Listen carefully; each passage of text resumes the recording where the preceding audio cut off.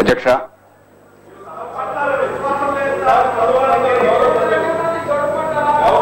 Yes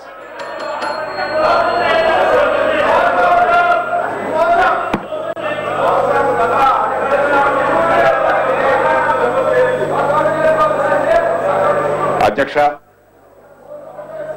వ్యవసాయ రంగానికి ప్రత్యేకంగా ప్రాధాన్యత ఇవ్వాలి, దాని మీద సమగ్ర చర్చ జరగాలి, అందుకోసం విధాన ప్రకటన కావాలన్న విషయంలో ఈ సభలో భేదాభిప్రాయాలు లేవు అధ్యక్ష.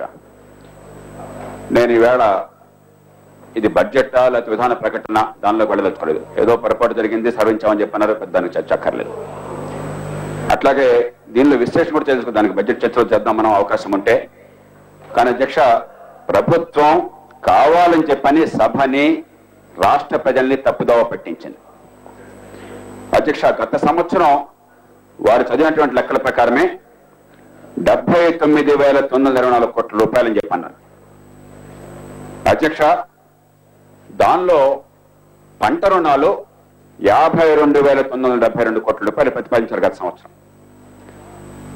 అది కలిపితే 27,000 కోట్ల రూపాయలు సుమారుగా వారు చెప్పినటువంటి అన్ని పద్ధతుల కింద ప్రణాళిక వ్యయం, irrigation, minor irrigation, flood control, ఇతరమైనటువంటి నాన్ ప్లాన్ ఎక్స్పెండిచర్, జీతాలు మొత్తం కలిపితే 27,000 కోట్ల రూపాయలు గత సంవత్సరం చూపెట్టారు అధ్యక్ష. అధ్యక్ష, ఈ సంవత్సరం 72,450 కోట్ల రూపాయలు ఆర్థిక మంత్రి గారి బడ్జెట్ లో కానీ వ్యవసాయ మంత్రి గారి ప్రకటనలో కానీ ఉన్నది.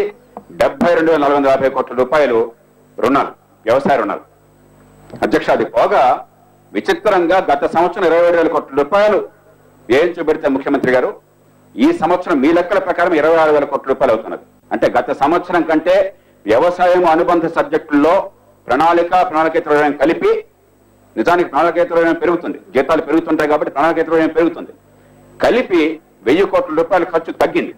అదే సమయంలో మంత్రి గారు ఈవేళ రెండు అసంబద్ధమైనటువంటి ఈవేళ మాటలు చెప్పారు. ఒకటి, ప్రభుత్వం ఖర్చు 98,940 కోట్ల రూపాయల 54 లక్షల రూపాయలు చూపెట్టామని ప్రభుత్వం ఖర్చు అని చెప్పని. రెండోది, దాంతో ఆగలేదు అధ్యక్ష, దాంతో గల ఖర్చు నిజానికి తగ్గితే 27,000 కోట్ల రూపాయలు 24 కోట్ల రూపాయలు అయితే 24% పెంచాలని చెప్తున్నారు.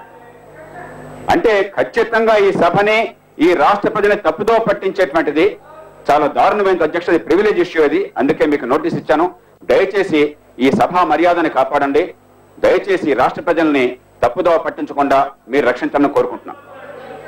ఎస్ చంద్రశేఖర్.